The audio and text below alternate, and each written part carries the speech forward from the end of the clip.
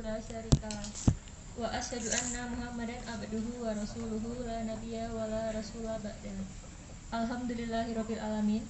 Puji syukur tidak hentinya kita panjatkan kepada Allah Subhanahu wa taala karena hanya atas izinnya lah kita semua dapat hadir di sini.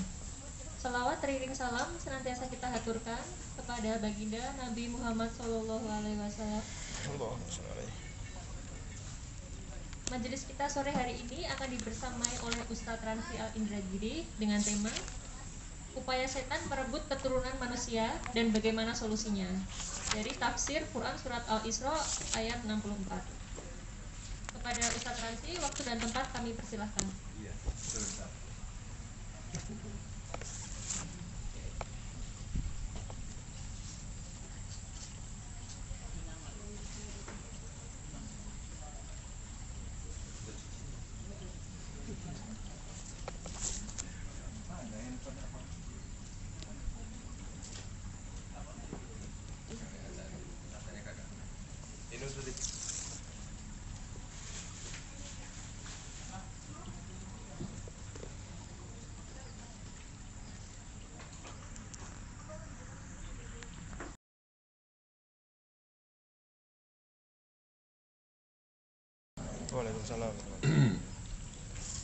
Alhamdulillah, assalatu wassalamu ala rasulillah, asyhadu an la ilaha illallah wahdahu la syarikalah wa asyhadu anna Muhammadan abduhu wa rasuluhu la nabiyya wa la rasula ba'da. Jamaah, Bapak, Ibu yang berbahagia, mudah-mudahan kita yang hadir di sini semuanya dalam keadaan sehat walafiat. Mudah-mudahan dengannya selamat kita di dunia, bertetangga nanti kita di surganya. Amin ya rabbal alamin. Sore ini ada kesalahan teknis di penulisan ayat. Itu surat Al-Isra, surat ke-17, juz ke-14, juz ke-15 ya. Itu ayatnya 62, bukan 64. Saya lupa ngecek ulang, rupanya itu 62. Sudah baca tafsir, tapi lupa melihat ayat. Iya. Sore ini kita membahas tentang upaya setan merebut keturunan manusia, anak cucu Adam, dan bagaimana solusinya biar kita tidak direbut. Emang kalau direbut bahayanya apa? Nanti kita bahas nih. Jadi pertarungan setan dan manusia dalam memperebutkan keturunannya, keturunan manusia. Jadi setan sama manusia itu rebutan, bertarung. Nanti keturunan manusia nih yang nguasain siapa? Gitu ya. Nah, ini di buku ini dibahas seperti itu.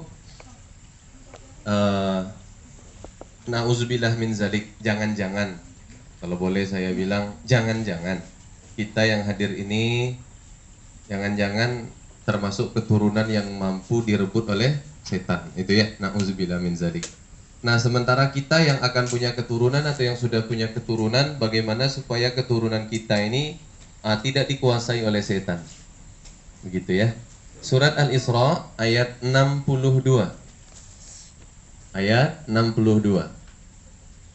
Allah Subhanahu wa taala berfirman, A'udzubillahi minasyaitonirrajim. قال أرأيتك هذا الذي كرمت علي لئن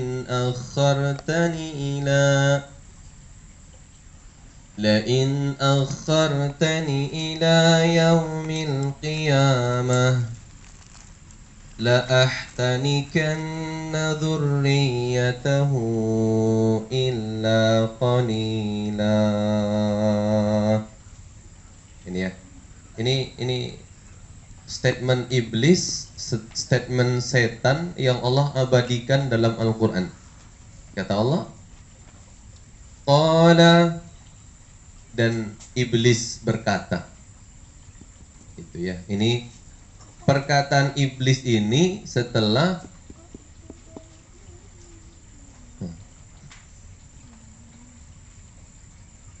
perkataan iblis ini setelah kejadian Adam diciptakan dan diperintahkan sujud kepada Adam. Gitu ya. Setelah diperintahkan sujud, maka iblis ini menolak, dilaknat oleh Allah, keluar kamu dari surga, kata Allah.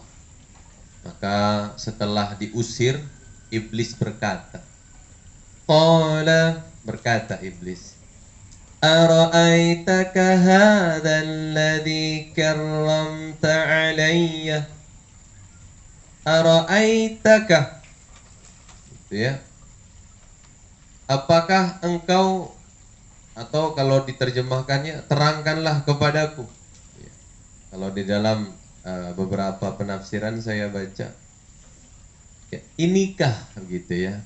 Inikah hadzal ladzi karramta alayya, maksudnya inikah Adam. Inikah makhluk yang engkau karamta alayya, yang lebih engkau muliakan dariku. Aku ini iblis, 2000 tahun diciptakan sebelum Adam. Aku diciptakan dari api, sementara Adam diciptakan dari tanah. Inikah, itu ya, inikah yang engkau lebih muliakan dariku, kata iblis. Nah, jangan tersinggung kalau disebut iblis ya. Ini kan ayat ya. Kadang orang kita nih baperan kan. Ini ceramah tentang surat Al-Isra ayat 62, dia merasa pula disebut iblis kan. Orang kita nih baperannya luar biasa. Gitu ya. Kalau disebut inisial atau nama bolehlah marah kan. Kata iblis ini. Ini surat Al-Isra ayat 62 ya. Inikah makhluk yang engkau lebih muliakan dariku ya Allah? Lain akhartani ila yaumil qiyamah, lain, apabila, jika, akhartani, engkau biarkan aku tetap hidup ila yaumil qiyamah, sampai hari kiamat, la ahtanikanna dzurriyyatah, ya, aku pasti akan rebut dzurriyyatah, keturunan Adam. Pasti akan kuasai dia, dan aku akan sesatkan dia. Nah, ini bahayanya. Jadi kalau ada di antara kita bertanya, kenapa kita mesti membahas ini Ustaz? Selain ini rentetan dari pembahasan buku ini, itu ya, tentang keluarga. Kemarin kita sudah hampir 6 bulan membahas tentang keluarga yang baik bagaimana, yang tak baik gimana, suami yang baik bagaimana, istri yang baik bagaimana. Sudah kita bahas. Bahkan kita membahas istri yang mengajak suami ke neraka ada. Macam-macam kita bahas. Ya, kalau 1 bulan itu 4 pertemuan berarti kita sudah berapa itu? 4 kali 6. Benar kan? Ya, 24 pertemuan, betul kan? Itu sudah berapa semester kan? Itu ya. Itu loh. Jadi kita sudah membahas bentuk keluarganya sudah. Nah, sekarang kita karena banyak usulan dari jamaah, karena keluarga itu membahas, mengupas tentang bagaimana hubungannya dengan anak. Buku yang sana selesai, buku yang ini lagi. Gitu ya. Nah, maka kenapa ini perlu kita bahas? Rupanya kalau setan mampu merebut keturunan kita disesatkan. Jadi begitu kita, ya, seorang laki-laki, perempuan menikah, kemudian hamil, saat hamil itulah, bahkan sebelum menikah itu diperebutkan. Jadi manusia sama setan rebutan. Ya. Ini, jadi rebutan. Gitu ya. Illa qalila, kecuali sedikit. Jadi kebanyakan itu dikuasai oleh setan. Ya, jadi kalau mau analogi sederhana, ketika Prancis dan Inggris perang memperebutkan Amerika. Wah, begitu. Itu rebutan namanya, rebutan untuk dikuasai. Jadi setan itu punya upaya, punya cara bagaimana bisa merebut keturunan manusia. Kalau sudah direbut, dikuasai oleh setan, maka dia pasti akan menyesatkan. Baca, silakan baca tafsir Al-Baghawi, ya, tafsir Al-Qurtubi. Ya, itu dikatakan di sana, kalau setan sudah merebut keturunan kita, dia kuasai keturunan kita, maka bahayanya pasti disesatkan. Kenapa disesatkan? Aslinya kan kita ini baik, Ustaz.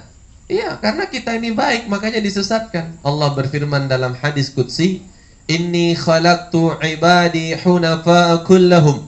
Aku menciptakan hambaku semuanya lurus, semuanya baik. Awalnya kita ini diciptakan baik, tapi terjadilah perebutan antara manusia dan setan. Siapa yang menang? Dia yang akan berkuasa. Kalau berkuasa apa yang terjadi? Kalau setan berkuasa, maka disesatkannya. Gitu ya. Maka disesatkannya. Nanti kita bahas. Setan itu apa saja? Cara setan menyesatkan bagaimana? Gitu ya, nanti kita bahas. Solusinya apa? Di sini ada, cuma ringkas. Nanti lengkapnya di tafsir. Ini ya. Di sini ada, tapi dia ngambil poin-poin saja.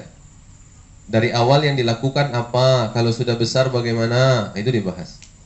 Tapi yang perlu kita ketahui, setan itu berupaya merebut keturunan kita, anak cucu kita, gitu ya. Itu berupaya, setan berupaya. Ya, bagaimana kalau bisa direbut, dikuasai. Kalau sudah dikuasai, bahaya.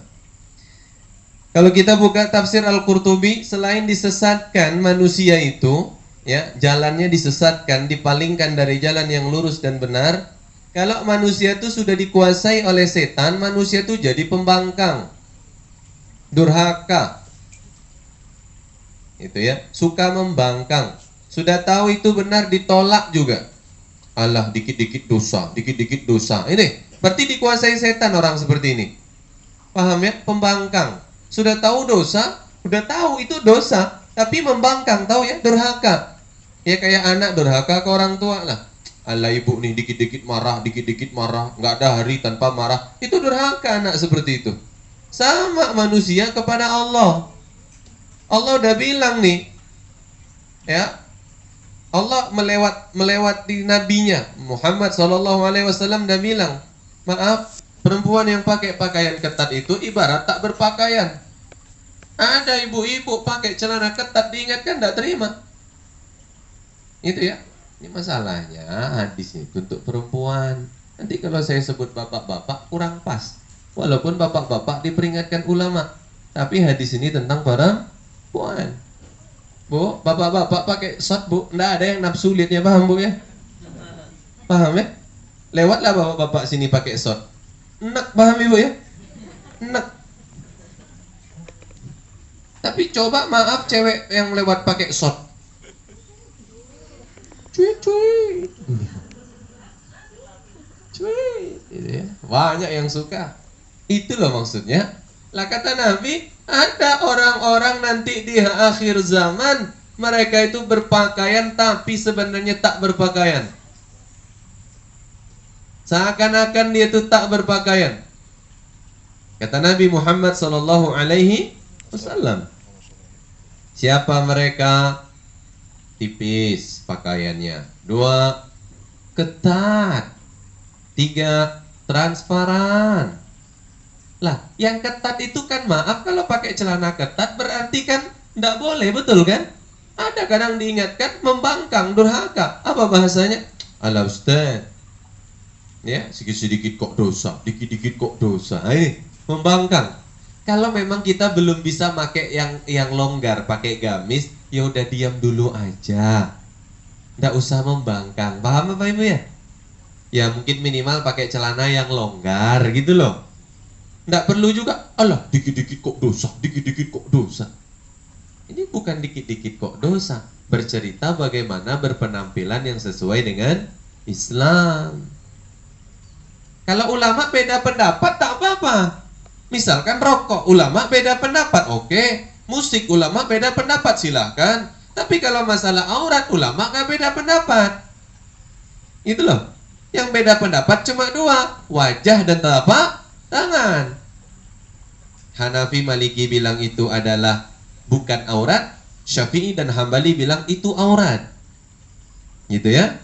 Cuma itu saja. Masalah ketat, tipis, transparan, sepakat. Kalau ada perbedaan tidak apa-apa. Itu ya. Ada kok tak yang mengatakan berbeda, tak diakui keulamaannya, gitu kan. Itu ini. Tadi pertama disesatkan. Jadi kalau disesatkan itu suka melakukan hal yang aneh-aneh, yang salah-salah. Orang ke kanan dia ke kiri, orang lurus dia ke belakang, paham ya? Kalau membangkang, durhaka, dia menolak walaupun sudah tahu hukum dan konsekuensinya. Yang ketiga, orang itu kalau sudah dikuasai oleh setan, keturunan kita kalau makanya maaf Bapak Ibu ya, kalau anak durhaka tuh hati-hati. Anak kok kalau dikasih tahu marah-marah hati-hati. Jangan-jangan sudah direbut setan itu. Ini anak muda nih kalau suka membangkang ke orang tua hati-hati. Hah? Udahlah dek main gamenya. Alah mama. Bilang aja mama pengen nonton drama Korea. Nah, ini kan. Nah, kalau keturunan kita itu dikuasai oleh setan, yang menjadi masalah lagi mereka jadi malas dan menjadi enggan, bahkan lemah badannya giliran kaitannya dengan agama. Apakah belajar maupun ibadah? Kan kalau kita bicara agama itu kan tidak lepas dari belajar dan praktek, kan gitu ya. Belajar sholat, praktek sholat, kan gitu ya. Belajar ngaji, nutup aurat gimana, bersihin hati gimana, baca Al-Quran yang benar gimana, terus praktek, kan gitu ya. Lah, kalau keturunan kita dikuasai oleh setan, masalahnya mereka akan males. Mereka akan bosen. Mereka cepat bosen. Coba perhatikan anak-anaknya di rumah. Suruh dia ngaji TPA, cepat bosan nggak? Kalau cepat bosan, istighfar lah. Ini jangan-jangan dalam perebutan kita udah kalah ini. Orang tua, hati-hati. Tapi kalau anaknya, kalau giliran belajar ngaji semangat, mantap gitu. Walaupun dia tak semangat, dia mau. Kalau nonton ya sekali-kali nonton, sekali-kali tidak. Main game dia tak mau lah. Ah, ini bagus sih. Menang berarti kita. Ya, menang berarti. Coba maaf diperhatikan kalau pulang itu, coba lihat anaknya kalau belajar agama semangat enggak kira-kira? Ya, coba lihat. Suruh baca buku agama, belajar baca Al-Quran, sholat gitu. Rata-rata anak-anak kalau suruh sholat minta cepat, betul kan? Rata-rata. Sholatnya yang cepat ya. Bacanya surat Inna A'toina saja. Rakaat keduanya kulhu setengah. La ilaha illallah. Sudah 4 ayat dipotong 2 lah lagi. Ya. Tapi giliran nonton berjam-jam semangat. Kalau mau sholat tuh lemas badannya. Tapi giliran main game, nonton, jalan-jalan semangat. Ini hati-hati, Bang. Jangan-jangan dalam perebutan ini kita sudah kalah. Kalau sudah kalah, maka pahami bagaimana cara setan merebut. Jadi ini yang belum menikah bagus. Begitu ya.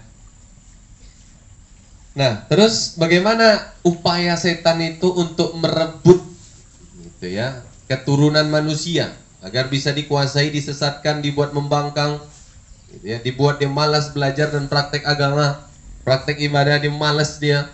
Apa yang dilakukan oleh setan? Gitu ya. Yang pertama,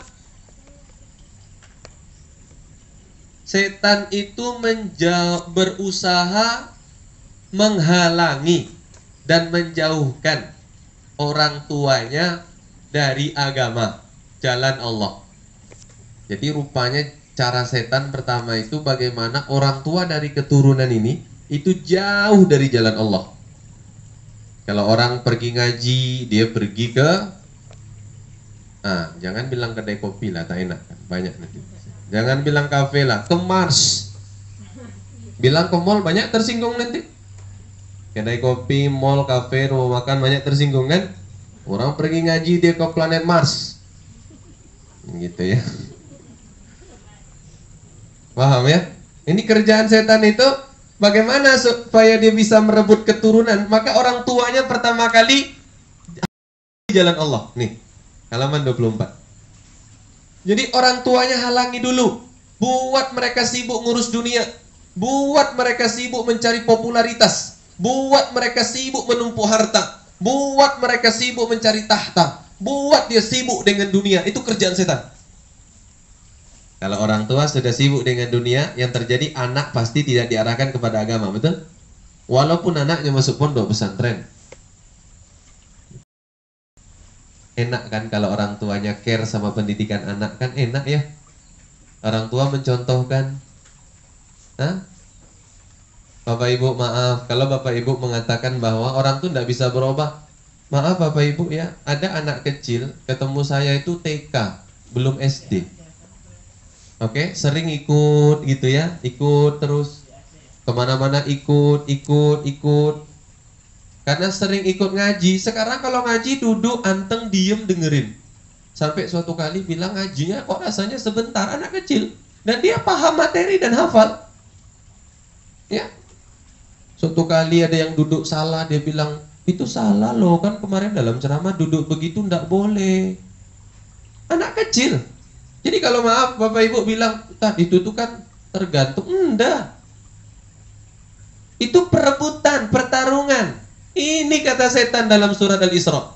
Jadi kalau kita bilang kami tidak bakat jadi orang baik, ini keterlaluan ini. Paham ya? Kita punya bakat baik, punya bakat tidak baik. Ingat yang Avicenna pagi Selasa ya? Kita pernah bahas itu.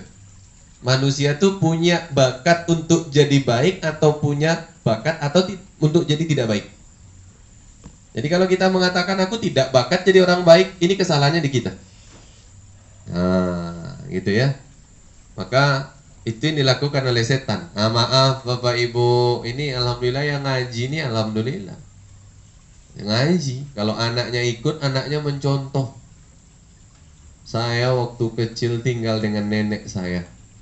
Kebetulan rumah saya itu jarak satu rumah dari musola. Itu musola yang aktif sholat di kampung saya, selain musola-musola yang lain.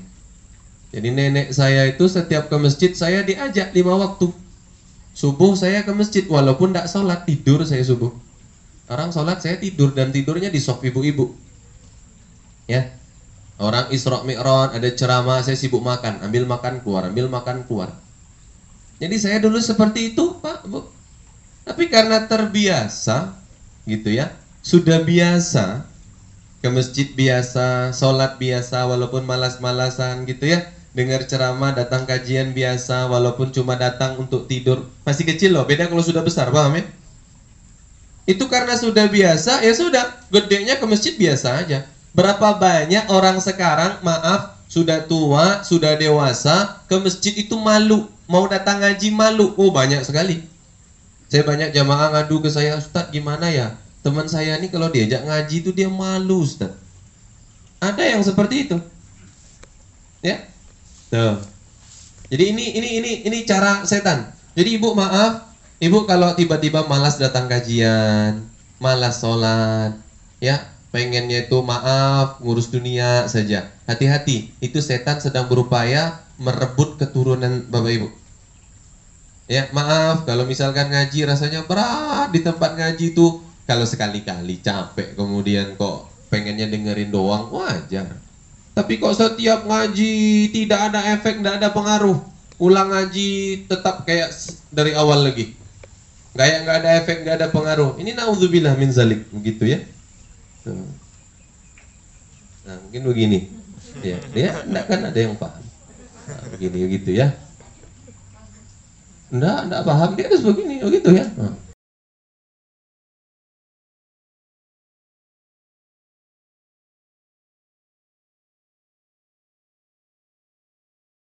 Terus, nah gitu ya, nggak mau panas lama-lama merah Bapak Ibu, gitu ya. Udah.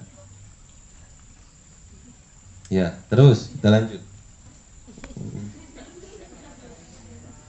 Belum.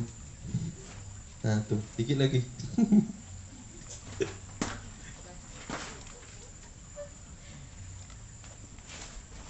Ya kita lanjut. Itu upaya setan. Satu. Yang kedua, tidak cukup saja menjauhkan orang tua dari jalan Allah, tidak cukup. Membuat mereka malas datang ngaji, gitu ya. Ya, membuat mereka, Bapak Ibu maaf, kok Ustadz ada yang kayak gitu protes, maaf. Silakan baca Al-Quran. Jadi hidayah itu tidak didapat dalam kondisi kacau. Paham Bapak Ibu? Ya itu Allah yang jamin. Jadi kalau kita pengen ngaji, dapat hidayah itu harus tenang. Lah ustadznya ngaji dari tadi itu silau kan begitu ya. Kan mesti mempengaruhi, pendengaran terpengaruh kan gitu loh. Mesti Bapak Ibu tidak akan tenang. Jadi ceramah itu, aduh ini blank. Mungkin Ya mungkin kalau yang nolak tak suruh ceramah di sini 2 jam, kasih silau begitu biar tahu rasa kan. Bapak Ibu ya. Tidak semudah itu. Udah suruh saya. Ini bukan dosen. Kalau dosen tinggal kasih PPT, betul? Kerjakan anak-anak ya. Catat ya, diskusi selesai. Beda Bapak Ibu. Ya. Ini bukan kuliah, tapi ini jalan untuk masuk surga. Beda. Beda. Ini bukan cari gelar. Maka kita harus memberikan yang terbaik. Kita lanjut. Bapak Ibu yang berbahagia, tidak cukup dengan membuat orang tua jauh dari jalan agama. Jadi ini yang masih muda nih, yang belum nikah ya. Yang masih muda nih, yang belum nikah. Membiasakan diri di jalan Allah itulah langkah terbaik agar kita mampu menang dalam perebutan keturunan. Maka dari sekarang paksa diri. Ya, biasakan. Malas datang aja. Nggak enak datang aja. Ya, lagi rasanya putus asa datang aja. Ya, apakah kemudian ustadz itu kondisinya enak terus? Yonda, ada kadang sakit, kadang masuk angin, kadang lagi pusing. Tapi tetap ngaji, harus tetap ngaji. Kenapa? Kita harus maksa diri. Ya kata, sebenarnya ini bukan kata anak kecil. Orang Indonesia ini suka heboh. Itu ya. Guru saya ceramah ini sejak sebelum, siapa tuh yang anak kecil lagi heboh itu? Biar dipaksa, yang penting masuk surga daripada sukarela masuk neraka. Siapa namanya itu? Fahri ya? Lord Fahri.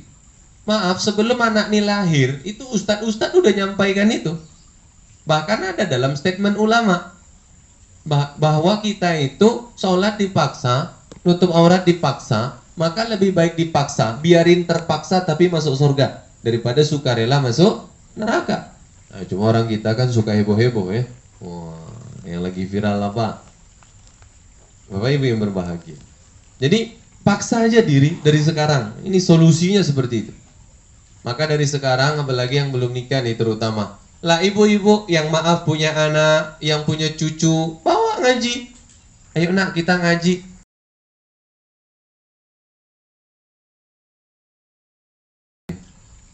Ya, itu ya. Jangan biarkan dia sibuk mengurus dunia. Menyesal Bapak Ibu. Setan itu memang menjadikan jauh dari jalan Allah sebagai jebakan agar dia menang dalam perebutan. Nah itu setan. Maka yang bisa dilakukan oleh kita apa? Memaksa diri, membiasakan diri. Paksa aja. Enak tidak enak. Pertanyaan saya, apakah semua ustadz di pondok enak semua? Pasti jawabannya tidak. Apakah ustadznya selalu semangat? Pasti jawabannya tidak. Bahkan ada ustadz itu tidur, lagi ngajar tuh tidur. Kita kalau kajian gini ustadznya tidak pernah tidur, jamaah yang tidur mungkin kan? Ya. Ini bagaimana Bu kalau ibu ngaji ustadznya tidur, mungkin nggak datang lagi Bu. Tapi kita di pondok enggak. Kita tetap datang memaksakan diri. Ini ustadz walaupun tidak bagus tetap harus belajar. Kalau tidak paham dengan beliau, di luar kelas kita cari cara biar bagaimana paham pelajaran ini. Sebegitunya. Itu ya, paksa diri. Biasakan diri. Ini yang pertama. Yang kedua, setan itu menjadikan kecintaan kepada anak, kesayangan kepada anak sebagai jebakan. Ya, Bapak Ibu mau bilang iya atau tidak, pastilah orang tua sayang ke anak, betul kan? Jadi itu senjata setan, jebakan itu. Jadi kesayangan kita, kecintaan kita kepada anak itu rupanya jebakan Bapak Ibu. Itu jebakan. Gitu ya. Itu jebakan. Gitu. Itu adalah jebakan. Gitu ya. Kalau ada Bapak Ibu bertanya kepada saya, Ustadz, kenapa Ustadz ceramahnya dibuat sesuai dengan kehidupan sehari-hari? Kata para ulama dalam kitab Ensiklopedia Akhir Zaman, ilmu itu kalau disampaikan hanya berupa teori, tidak sampai kepada penerapan sehari-hari, maka namanya mandul. Jadi kalau ilmu itu cuma teori dan teori, ini penjelasan ulama begini, sudah cukup di situ, bagaimana aplikasinya tak dijelaskan, maka para ulama bilang itu mandul. Jadi itu namanya ilmu mandul. Bapak Ibu ya. Itu. Makanya materi kita, Ustaz Ranzi itu, nah, Bapak Ibu, saya kuliah di bidang pendidikan dan memang ilmu itu harus sampai dalam praktek sehari-hari. Jadi ada poinnya, ada dasarnya, ayat atau hadis. Kemudian bagaimana sampel pada masa Nabi, terus bagaimana penerapan hari ini, bentuknya bagaimana. Harus seperti itu ilmu itu. Bapak Ibu ya. Tuh. Jadi kalau misalkan nauzubillah min zalik ya, kita yang sudah punya anak ndak sayang ke anak, itu juga jebakan. Karena hadis Nabi, apa kata Nabi? Allah tidak cinta, tidak akan sayang, tidak akan merahmati orang tua manapun yang tak sayang kepada anaknya. Artinya kalau tak sayang juga salah, paham ya? Tapi sayang berlebihan juga salah.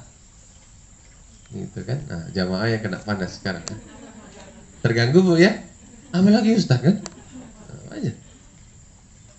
Kalau terganggu wajar, maksud saya jamaah kok silau aja. Gitu. Kalau jamaah kan bisa geser sana geser sini. Nah kalau Ustaz kasihan yang live streaming kan. Apa Ibu? Kita lanjut. Gitu ya. Ya. Jadi kalau orang tua ndak sayang ke anak juga salah. Ndak sayang ke anak itu juga salah. Bahkan diancam oleh Allah, Allah tidak akan merahmati. Kalau Allah tidak merahmati, maaf. Ini lanjutan Selasa kemarin. Besok kajian berikutnya. Kan kalau Selasa kemarin judulnya Nabi pun tak mampu menyelamatkan mereka, betul? Besok lanjutannya judulnya Mission Impossible.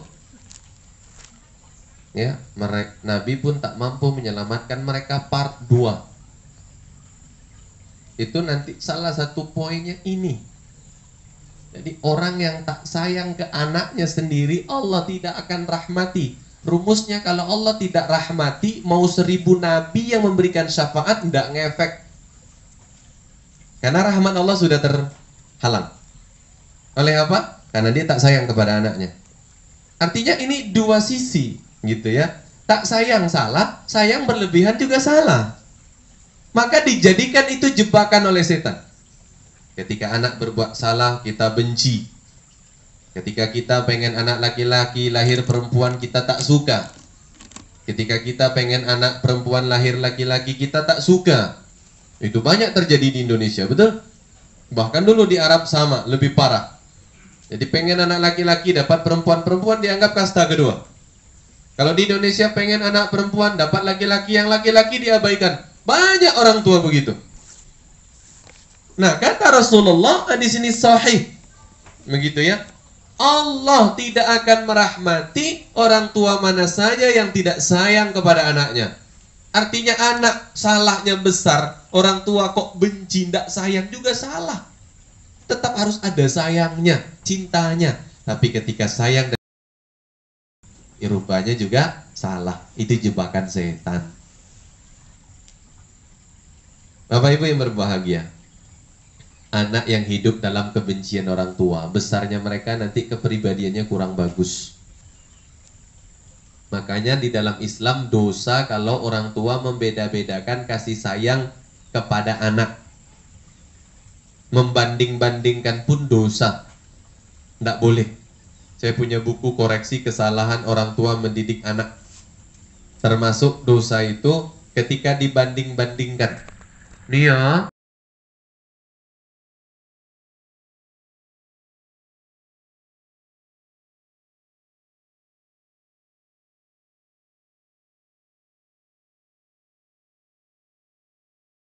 kepada manja yang berlebihan.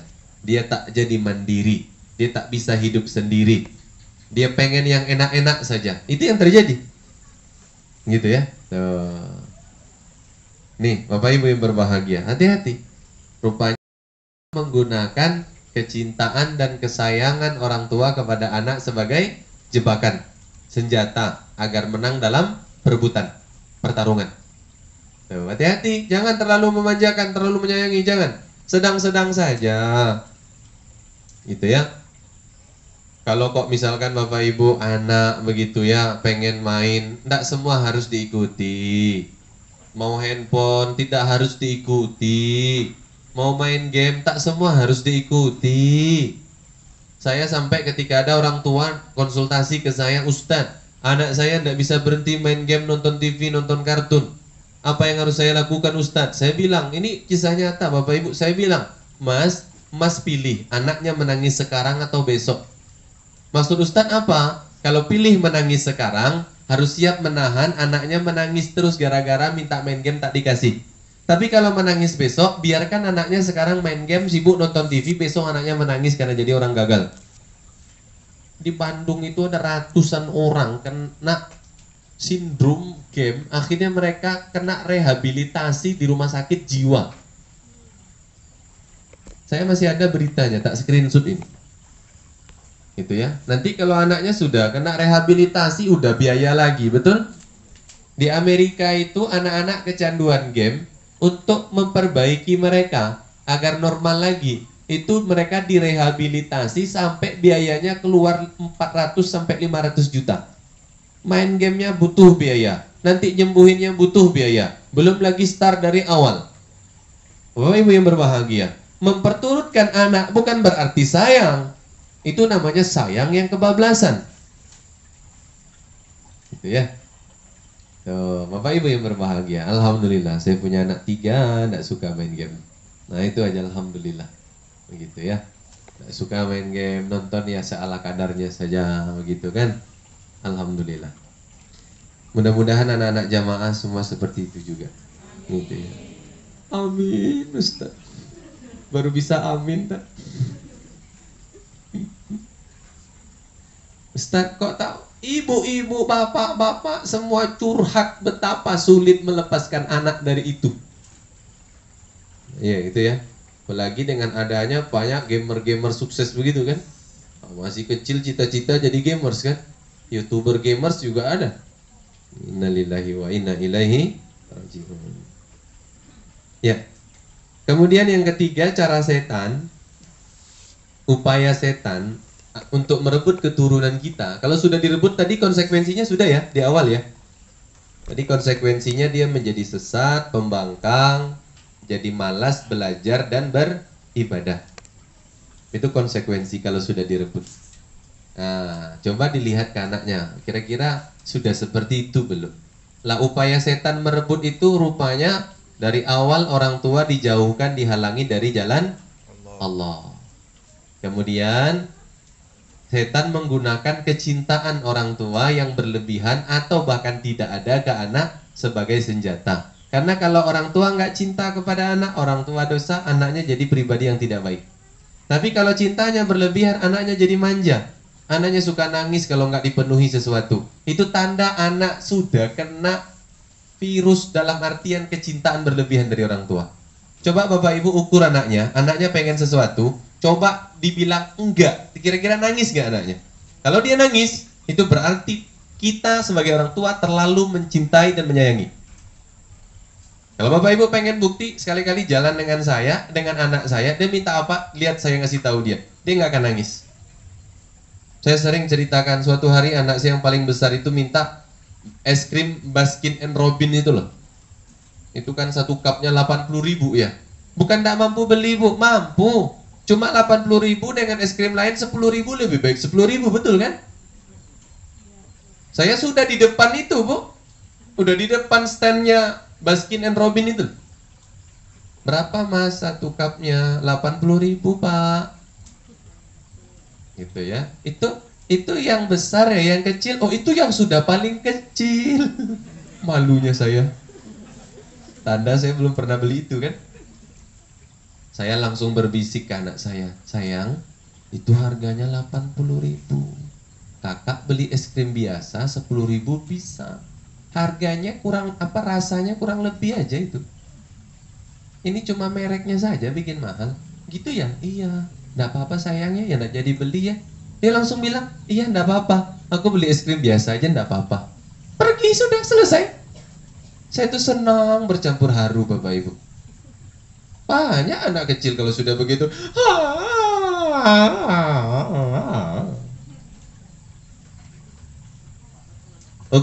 Ukur dari sana. Kalau Bapak Ibu bilang sudah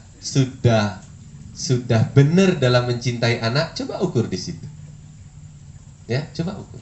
Itu kalau terlalu dicintai, disayangi, itu dimanjakan namanya.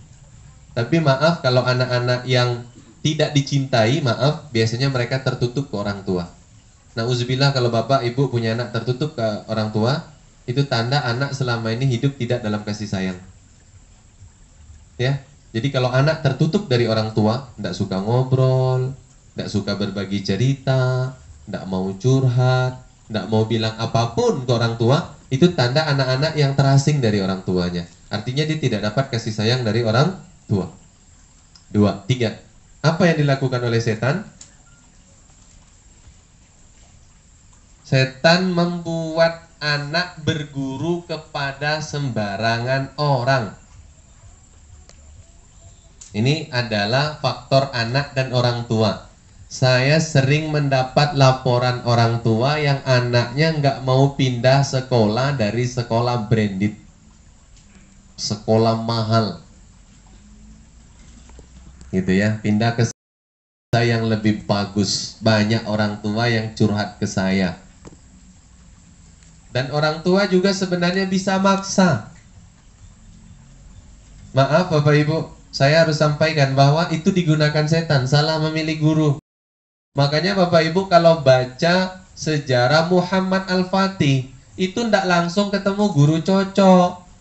Muhammad Al-Fatih itu dulu pemalas, nakal. Kalau belajar itu dia malas dulu. Ya, dulu. Jadi bapaknya ini Sultan Murad II ini kan sultan ya, khalifah. Maka bapaknya kemudian mencarikan guru-guru yang cocok untuk Muhammad Al-Fatih. Hingga ketemu dengan ya Syekh Al-Qurani. Syekh Al-Qurani, ulama terpandang pada masa itu. Nah, ketemu dengan Al-Qurani inilah kemudian Muhammad Al-Fatih kecil yang nakal mau belajar, umur 8 tahun dia hafal 30 juz Al-Qur'an, dia bisa 6 bahasa dunia. Bapak Ibu maaf, emang sudah nyariin guru yang cocok buat anaknya? Sudah secocok apa sih guru untuk anaknya? Apalagi yang anaknya masih sekolah. Kalau masuk ini tuh karena formalitas, yang penting sekolah, istighfarlah. Itu jalan setan. Itu salah satu cara setan untuk membuat keturunan kita ini sesat, membangkang, atau mereka malas kepada belajar dan mempraktekkan nilai agama. Itu ya. Hati-hati Bapak Ibu yang berbahagia. Memilihkan guru kepada anak itu bukan hal coba-coba. Sekolah itu bukan coba-coba, tapi pertimbangan mateng. Ini anakku kalau masuk pondok apa ya, yang bagus apa ya? Anakku kalau masuk SD yang bagus SD mana ya? Zaman saya kecil Bapak Ibu, sekolah Islam itu di tempat saya yang masuk itu sedikit dan itu buangan. Zaman saya kecil, sekolah Islam itu hampir tidak ada. Adalah SMA Muhammadiyah biasanya kan, sama MTS biasanya itu.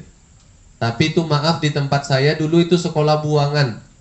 Tapi sekarang di sana berdiri sekolah-sekolah Islam, di mana sekolah-sekolah Islam ini menjadi sekolah rebutan. Jadi menjadi sekolah rujukan. Sekarang itu yang daftar ke sana ditolak-tolak. Karena sudah full gitu loh. Ya, saking orang sekarang alhamdulillah banyak yang sadar. Lah saat orang sadar, masa kita masih bermain-main dengan pendidikan anak? Itu ya. Kadang orang tua sudah ngaji, anaknya sekolah di tempat biasa juga. Hati-hati, istighfar Bapak Ibu yang berbahagia. Itu yang ketiga. Yang keempat, lingkungan sekitar rumah itu juga jadi jebakan setan untuk merebut keturunan manusia, anak cucu Adam. Lingkungan sekitar itu maksudnya teman dekat anak dan lingkungan sekitar rumah. Bahkan kami punya beberapa buku betapa Islam itu mewajibkan, mengajarkan untuk memilih ya, tetangga yang terbaik kita tinggal di dalamnya. Tidak boleh sembarang tinggal. Sebegitunya Ustaz? Iya. Makanya kalau di dunia era modern ini, kalau Bapak Ibu tinggal di perumahan begitu ya, maka caranya saran saya anaknya jadi santri kalong saja, cari ustadz atau ustazah itu ya, anaknya sekolah, pulang sekolah nanti diajak sama ibu ngaji ke sebuah tempat, entah pondok, entah masjid gitu ya, ajak mereka main ke sana, ibu temani belajar, bapak temani belajar anaknya itu ya, sambil kalau ada acara kajian biarin dia mengapain di sana, itu yang penting di sana kajian, entah dia tidur, entah dia main sendiri begitu kan, biarin saja, enggak apa-apa, tapi itu untuk menangkal tadi loh, menangkal pergaulan dari anak yang tidak baik. Berapa banyak anak sudah dididik dengan baik di rumah dan sekolah, tapi begitu berteman dengan sekitar tetangga, naudzubillah perkataannya tak baik. Itu banyak. Gitu ya, sampai ada orang tua curhat ke saya, "Tat, saya tuh bingung, anak saya tahu istilah ini dari mana ya, kok tiba-tiba pulang." Nah gitu loh, paham ya? Naudzubillah min zalik. Nih Bapak Ibu yang berbahagia, kita lanjut yang terakhir, yang kelima. Jadi upaya setan biar bisa merebut keturunan kita begitu, itu dengan cara membuat orang tua keduanya itu penuh masalah dalam rumah tangga, berantem, cekcok aja kerja gitu ya. Kalau jauh dari jalan Allah, paham ya, sibuk ngurus dunia deh, ngaji malah sholat secukupnya gitu ya, gitu ya, baca Al-Quran seperlunya gitu ya, zikir seperlunya gitu ya. Kalau yang kelima ini, orang tua itu dibuat sering cekcok. Jadi ibu bapak hati-hati, depan anak sebisa mungkin tahan diri, tahan. Ini ada anak nih, tahan begitu ya, tahan. Seorang suami itu baik di mata anak kalau istri mampu menutup kekurangan suami kepada anaknya. Kalau anaknya berkata, "Bunda, tadi abah marah ya?" Maka seorang istri yang soleh, "Enggak, itu memang gayanya begitu." Sama, seorang istri akan baik di mata anak-anak.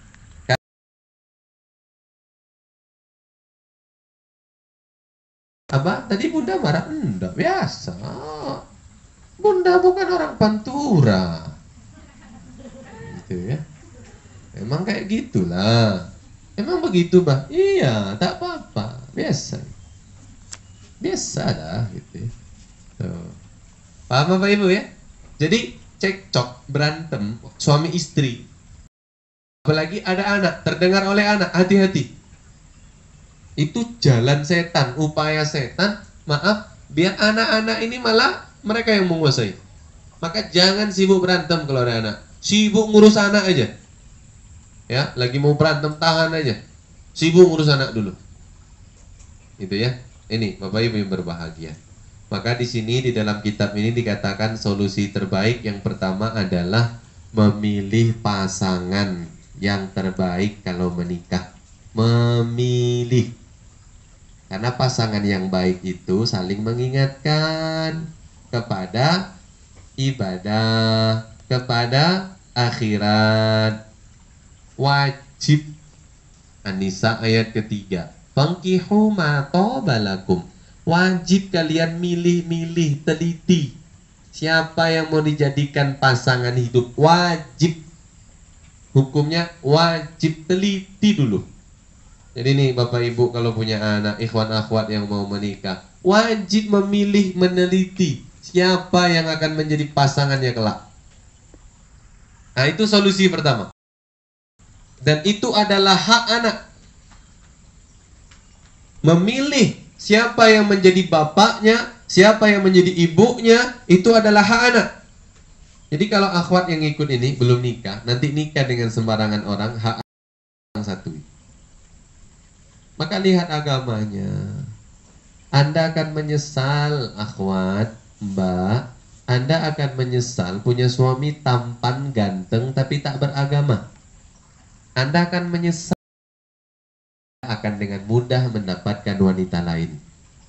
Anda akan menyesal kalau Anda mencari laki-laki kaya, bertahta, tetapi tidak beragama. Kenapa? Dengan kekayaannya dia akan merendahkan istri. Dengan tahtanya dia akan merendahkan istrinya. Anda akan menyesal. Tapi kalau Anda menikah dengan laki-laki yang beragama, dia akan perbaiki dirinya hingga dia menjadi laki-laki tertampan di mata Anda. Dia akan berusaha biar dia punya rezeki yang halal yang baik. Kemudian Allah kayakan Anda sekeluarga. Dengan itu Anda punya tahta di masyarakat. Itu ya. Itu hak anak Anda nanti. Ibu yang punya anak perempuan wajib teliti kalau mau menikah dengan laki-laki seperti apa. Laki-laki ini teguh tidak mengingatkan kepada yang baik dan benar. Berapa banyak istri salah tapi tak diingatkan oleh suaminya, betul? Alasannya apa? Malas berantem demi anak, betul? Sebaliknya nih, ikhwan yang belum menikah atau bapak ibu punya anak laki-laki, kalau Anda memilih perempuan karena parasnya cantik, baik rupanya, tapi dia tidak beragama, maka dengan mudah dia menggait laki-laki lain, menggoda laki-laki lain, mengiyakan ajakan dekat oleh laki-laki lain dengan mudahnya. Karena dia punya tampang, punya rupa.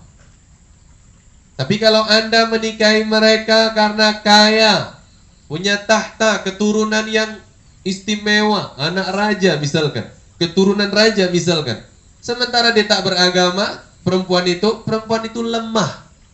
Maka dengan mudah, dengan kekayaannya, dia akan tidak menghormati suaminya. Dia tidak akan patuh kepada suaminya. Dia tidak akan taat kepada suaminya. Itu hadis Nabi. Tapi kalau Anda menikahi wanita karena agamanya, Bu, Pak, kalau punya anak laki-laki, mencari menantu wanita yang beragama, dia akan perbaiki rupanya hingga dia menjadi wanita tercantik di depan suaminya. Dan dia akan ridho serta qanaah.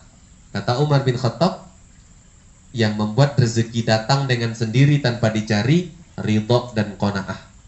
Istri yang tak qanaah dan tak ridho, wajar kalau rezeki suaminya tak lancar. Sempit seret. Karena istri tak qanaah, tak ridho. Walaupun ngomongnya, yang diminta bukan ngomong, tapi perbuatan, sikap, mental. Bapak Ibu yang berbahagia, Umar bin Khattab bilang begitu.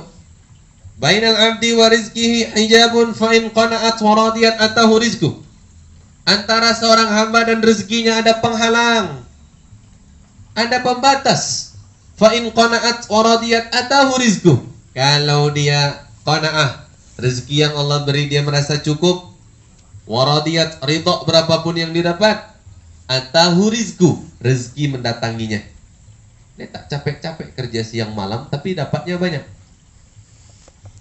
Wa in hatakal hijab, kalau mereka tak ridho, tak qanaah, sibuk bekerja siang malam banting tulang tunggang langgang, begitu ya, dia tak ridho, tak qanaah, lam yazid fawqa rizki, tak ditambah rizkinya, segitu-segitu aja. Banyak dapat, banyak keluar. Sedikit dapat, banyak keluar. Na'udzubillah min zalik. Maka yang pertama, pilih. Wajib memilih pasangan, meneliti pasangan. Siapa yang akan menjadi pasangan? Wajib. Ini solusi pertama di sini. Jadi biar menang dalam perebutan itu, kan kita judulnya upaya setan merebut keturunan manusia dan solusinya. Upaya setan merebut sudah, sekarang solusinya. Pertama, wajib meneliti dan memilih pasangan yang baik menurut Islam. 2, jadi Bapak Ibu yang punya anak nih, siap-siap besok seperti itu. Mau anaknya menangis berdarah matanya, kalau menikah dengan orang yang tak baik agamanya, ndak usah. Jangan ridho. Tapi kalau melihat agamanya bagus, insya Allah Papa Mama ridho. Kan enak ya? Itu yang pertama. Yang kedua, yang bisa dilakukan untuk membendung upaya setan merebut keturunan manusia, kata beliau, adalah mendidik mereka sejak dalam kandungan dan masa kecil dengan agama. Mendidik anak sejak di kandungan dan masa kecil dengan agama. Didik mereka sejak dalam kandungan. Makanya Bu, kenapa wanita itu tidak haid ketika hamil? Itu agar mereka semua waktunya digunakan untuk ibadah. Karena kalau haid ada 7 hari normalnya dia tak ibadah. Nah, kenapa? Biar selama masa hamil 9 bulan kurang lebih dia fokus beribadah. Kapan mau beribadah bisa?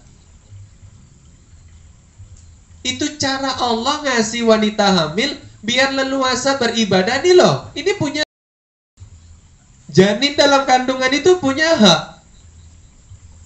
Buat apakah ya kalau anaknya menjadi durhaka? Pasti sakit hatinya itu. Saya punya murid kaya raya, Bapak. Kaya. Rumah beliau paling besar itu nominal harganya 60 miliar. Kaya. Murid saya dulu, udah lama. Beliau sedih, menangis di depan saya cerita. Sedih saya, Ustadz. Kenapa, Pak? Saya punya anak empat-empatnya durhaka. Saya sekolahkan mereka sampai sekolah tinggi. Mereka bekerja di perusahaan-perusahaan elit. Mereka saya buatkan rumah, belikan tanah. Saya belikan mobil, Ustaz. Ketika mereka nikah, saya adakan pesta besar-besaran. Tapi saya dulu salah, tak? Apa salahnya, Pak? Saya dan istri itu tidak berusaha mendidik mereka menurut agama, tak? Akhirnya mereka sekarang durhaka, Ustaz. Ya. Suami istri mereka itu penghasilan sebulan 40 juta. Belum lagi bulan muda, tat. Masih bulan tua. Udah habis uangnya, tat. Udah minta ke kami orang tuanya. Bahkan ada tuh anaknya, aduh, na'udzubillah min zalik. Sampai seseorang tuh dia pernah curhat ke saya. 1 bulan saya habis uang untuk anak-anak saya ini. Dia bilang yang sudah nikah, sudah beranak ini. Dia bilang 1 bulan itu habis sekitar 60 juta. Dia bilang ngasih mereka uang, Bu. Iya. Emang mereka enggak kerja-kerja, tapi habis, istrinya boros, anaknya boros. Paham Bapak Ibu? Percuma Bapak Ibu mencari harta banyak-banyak, nanti akan menyesal akhirnya. Kalau anak direbut oleh setan. Hati-hati. Maka yang bisa dilakukan, yang pertama memilih, wajib meneliti, memilih pasangan. Yang kedua, Pak, sejak dini, sejak dalam janin sampai dia masa kecil, didik terus dengan Islam. Dengarkan dia suara-suara Al-Quran. Banyaklah membaca Al-Quran. Bapak Ibu yang berbahagia, ya, ketika dia sudah lahir, azankan. Sudah azan, bacakan Al-Quran. Sering membaca Al-Quran. Makanya Mbak, enak ya kalau punya suami hafalannya banyak, enak ya. Lagi gendong anak, dia itu ngaji, enak ya. Coba bayangkan Anda punya suami, suaranya cempreng, bacanya jelek. Hah, gendong anak. Bismillahirrahmanirrahim. Anaknya menangis. Gak mau. Kan enak kalau punya suami begitu ya. Hafalannya banyak, bacaannya lumayan bagus. Jadi ketika menggendong anak, la uqsimu biyaumil qiyamah wa la uqsimu bin nafsil lawamah. Anaknya enak dengerin Al-Quran terus ya. Anak masih kecil, buka Siti Just, ding ding ding ding. Wajar kalau anaknya kecil sudah bisa joget Papi Culo. Paham? Dari kecil dengarkan mereka kepada yang baik-baik. Itu yang mewarnai mereka. Bahkan dari sejak kandungan. Ya. Dari sejak kandungan. Enak kan? Kalau ibu-ibu tuh ya suka baca Al-Quran lagi hamil ya. Mbak-mbak lagi hamil ngaji gitu ya. Enak gitu ya. Mengisi waktu lengkapnya ngaji, sholat gitu ya, zikir. Ada suami ngobrol enak sama suami, Masya Allah. Ya, anaknya terwarnai dengan Al-Quran. Tahun 2008-2009. Kala itu rame-rame seorang anak kecil hafal Al-Quran 30 juz. Masih ingat ya? Namanya Husain. Ya. Hafal 30 juz lengkap, itu lembar berapa, baris berapa itu dia hafal. Dan dia berbicara dengan bahasa Al-Quran. Bapak Ibu, saya mendengar langsung wawancara kala itu ditanya ke orang tuanya. Pak, Bu, bahasa kita lah. Kok anaknya bisa seperti itu ya? Apa kata ibunya?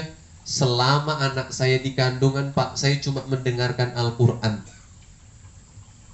Lah gimana anaknya nggak menggosip?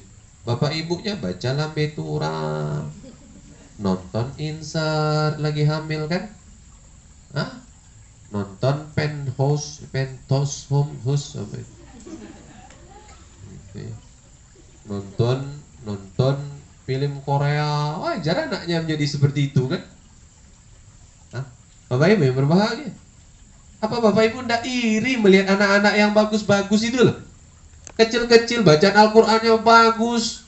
Ada yang 5 tahun 29 juz hafal, bacaannya bagus. Apa ndak iri gitu loh? Apa ndak malu? Harusnya malu Bapak Ibu. Sama-sama jadi orang tua kok dia bisa, saya enggak. Apa ndak malu? Punya anak misalkan kalau terbuka auratnya dia malu, sejak kecil sudah malu. Itu ya. Suatu hari saya membelikan Rusdan itu baju, tapi warnanya warna cewek. Itu kan? Rusdan mau nggak baju ini sayang? Nggak mau, ini baju warna cewek. Tapi ini baju untuk cowok sayang. Iya, nggak boleh. Cowok, cewek. Bukti. Saya bilang, iya. Dia minta mainan. Dia ambilkanlah mainan kakaknya, warnanya pink kan. Oh, omnya yang ngasih. Ini mainan Rusdan, kata omnya. Mainan Rusdan kok warna pink? Oh, omnya gitu ya. Kan Rusdan nggak punya warna pink, dia bilang. Paham Bapak Ibu ya? Itu loh. Bapaknya nyanyi, ku menangis. Saya kan sambil main-main. Istighfar, bah, dia bilang. Bapak Ibu, saya itu bahagia, haru gitu loh. Ya Allah anakku gitu ya. Senang rasanya. Ini kurota ayun untuk aku dulu ini. Bapak Ibu yang berbahagia. Gitu ya. Ajarkan anak sejak dini, sejak dalam kandungan, masa kecil. Ajarkan tentang Islam dengan cara Islam. Makanya Bapak Ibu harus belajar berarti bagaimana Islam mengajar. 3. Apa solusinya lagi? Sudah sejam lebih. Ya. Tidak apa-apa. Nanti Bapak Ibu kalau sudah ada pertanyaan boleh dikumpul pelan-pelan di ini aja. Nanti gitu. Itu kertasnya belum di tuh. Ini pertanyaan lalu. Oh iya. Masih banyak ya? Oh. Iya. Ya, sambil mempersiapkan kita masih melanjutkan. Itu kan baru nomor 2. Nomor 3, apa solusi yang bisa kita berikan? Solusinya orang tua menjadi pendidik yang baik untuk anak. Ya, menjadi pendidik yang baik untuk anak. Sampai orang Arab mengatakan al-ummu madrasatul ula. Jadi Bapak Ibu harus belajar cara yang baik mendidik anak. Kemarin kita itu ada namanya majelis matata. Itu tidak banyak orangnya, cuma sekitar 11-an orang lah, gitu ya.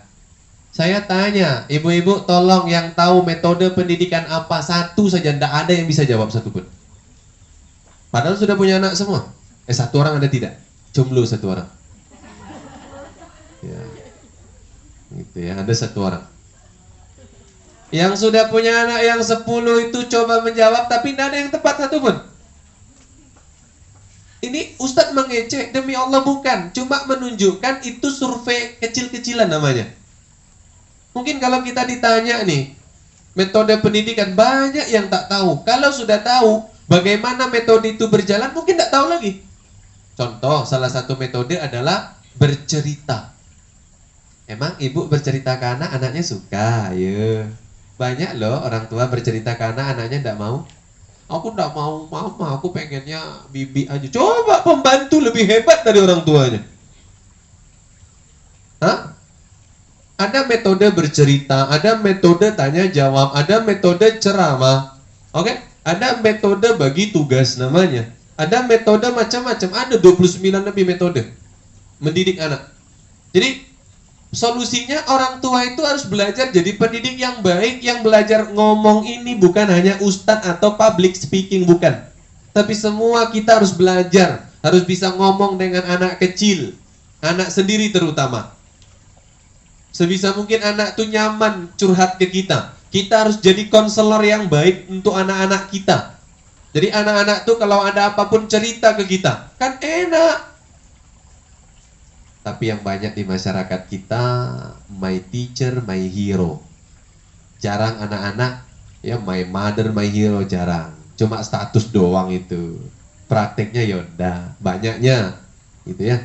Makanya ini kita harus antisipasi Bapak Ibu yang berbahagia. Banyak orang sekarang guruku, pahlawanku, yang didengarkan gurunya, yang diikuti gurunya, apa-apa kata gurunya. Giliran orang tuanya dia tidak percaya, kan begitu? Berarti orang tua gagal menjadi pendidik untuk anaknya. Silakan baca buku judulnya Negative Learning, penulisnya Mas Ruri. Ya, itu dijelaskan betapa kekeliruan kita mendidik sebagai orang tua, tidak memberikan edukasi di setiap interaksi. Orang tua malas memberikan edukasi di setiap interaksi. Apa itu Ustaz? Interaksi itu kan banyak, betul ya? Lagi di jalan nih, ngelihat kita lampu merah, banyak orang jualan, berikan edukasi ke anak. Lihat Kak, adik coba lihat, kasihan ya, cari uang panas-panas. Paling mereka sehari dapatnya 100.000 untungnya. Paling besar kadang cuma 50.000. Sementara kita alhamdulillah ya naik mobil, harus bersyukur. Lihat orang cari uang susah. Edukasi itu namanya. Orang tua kalau tidak bisa ngomong, gimana anak mau paham? Oke? Ketika bapaknya diam, nyetir diam 1000 bahasa, agak cemberut, ibu harus bisa menjadi seorang pembicara yang baik ke anak-anaknya. Bercerita macam-macam biar mereka tidak melihat cemberut bapaknya, kan begitu? Pun sebaliknya. Maka orang tua harus menjadi pendidik untuk anaknya. Ustaz, saya ini orang sibuk Ustaz, saya ini khalifah, saya ini sultan. Sultan aja masih sempat nih di anak. Nabi masih sempat nih di anak. Kita nabi bukan, sultan bukan. Nabi didik anak, empat-empatnya menjadi anak kecil pertama masuk Islam. Ali masuk Islam, Zaid bin Haritha masuk Islam. Bahkan Anas bin Malik di rumah Nabi menjadi salah satu dari 5 periwayat hadis terbanyak. Anas bin Malik tinggal di rumah Nabi. Yang ngajar siapa? Nabi. Gitu ya. Itu di rumah Nabi mereka itu. Kecil-kecil tapi hebat. Muda-muda tapi hebat. Bisa. Sultan Murad II itu betul mencarikan guru untuk anaknya. Tapi tolong baca riwayat, Sultan Murad II itu sering berdiskusi dengan Muhammad Al-Fatih sejak kecil. Sering. Ngobrol, gimana nak? Rencana kamu ke depan untuk menaklukkan Konstantinopel, nak? Begitu. Ya. Bapak Ibu yang berbahagia. 4. Di sini dikatakan mencarikan lingkungan dan pendidikan yang terbaik untuk anak. Lingkungan itu ya tempat tinggal, pertemanan, teman main. Kalau pendidikan ya sekolah. Gitu ya. Itu walaupun sudah besar bisa, kata para ulama. Jadi walaupun anak ibu tuh udah SMP bu, pak, anaknya udah SMP, udah SMA, dengan mencarikan lingkungan yang tepat itu mereka bisa bagus. Saya punya dia satu nih, Ridho itu loh. Itu dulu di pondok di Solo 3 tahun lebih, hampir 4 tahun di pondok. 2 juz itu pun lupa-lupa dia menghafal. Begitu dipindah ke pondok lain, 30 juz selesai dia. Setengah tahun cuma. Lebih banyak menghafalnya di sebulan itu. Selesai. Paham Bapak Ibu? Ada satu lagi adik saya perempuan. Sama. Di pondok sebelumnya, dia masuk sekolah khusus menghafal. Itu cuma orang-orang pilihan. Dia masuk di kelas itu. Setahun, dah ada. Cuma tetap hafal nambah 1 juz doang. Pindahin pondok yang lain, 1 bulan, selesai 30 juz. Paham Bapak Ibu ya? Lingkungan pendidikan yang tepat kepada anak itu cara kita agar bisa menang lawan setan ketika perebutan ini. Terakhir Bapak Ibu yang berbahagia, ya, para salafus soleh telah mengajarkan Al-Quran kepada anak-anak mereka. Al-Quran adalah benteng penjaga dan pelindung terhadap fitrah anak-anak manusia dari setan. Saya sengaja membacakan, bukan tak hafal, sengaja tak bacakan. Biar ketok, Ustadz bacain gitu ya. Ya. Jadi Al-Quran itu adalah benteng anak kita dari tipu muslihat setan. Maka ajarkan Al-Quran kepada anak sejak dini. Kapanpun ajarkan Al-Quran, ajak dia belajar Al-Quran, ajak dia memahami Al-Quran, ajak terus belajar Al-Quran. Baca Al-Quran, belajar Al-Quran, terus jangan pernah bosan. Gitu Bapak Ibu ya. Tuh. Selain itu semua, tetap doa adalah senjata. Jadi selain itu semua, tetap berdoa. Gitu ya. Saya sebelum nikah berdoa, Rabbana hablana min azwajina wa dzurriyyatina qurrata a'yun waj'alna lil muttaqina imama. Itu nggak pernah lepas doa itu. Setelah nikah pun sama, Bapak Ibu tetap mengamalkan doa itu. Tetap doa itu dipanjatkan. Bapak sudah punya anak, udah besar pun tidak apa-apa, doa terus. Ya, tambah lagi doa-doa yang lain. Doa, tidak bisa bahasa Arab, bahasa Indonesia. Begitu Bapak Ibu, silahkan dikumpul kalau ada yang sudah mau bertanya. Ini saya membacakan yang kemarin.